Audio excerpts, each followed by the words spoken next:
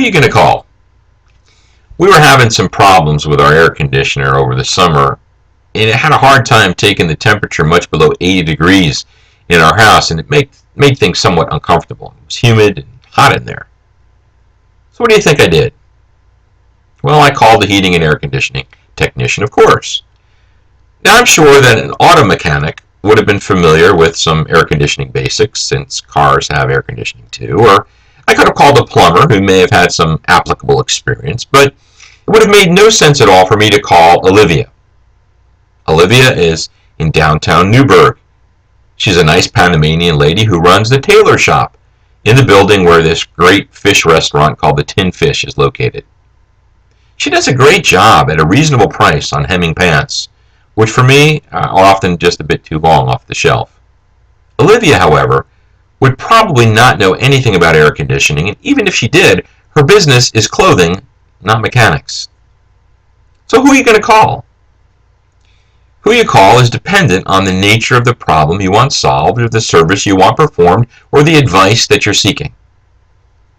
I guess if you have a problem with spirits in a movie, you might call the Ghostbusters. But what if you have a genuine spiritual issue? One that could involve your eternal life? Well, then who are you going to call? You know, Jesus was popular when he healed people, when he fed them, and when he performed miracles. On the other hand, when he taught people, some didn't get it, and others just stopped following him. Once, after Jesus taught about eating his body and drinking his blood, the Apostle John records that many people turned away from him.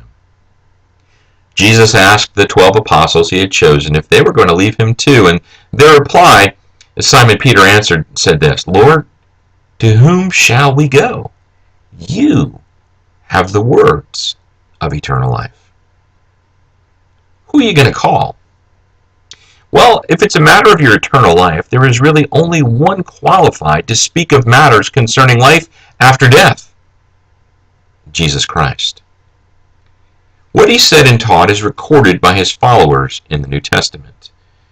A book on air conditioning repair won't help you spiritually, and neither will any other so-called spiritual self-help books.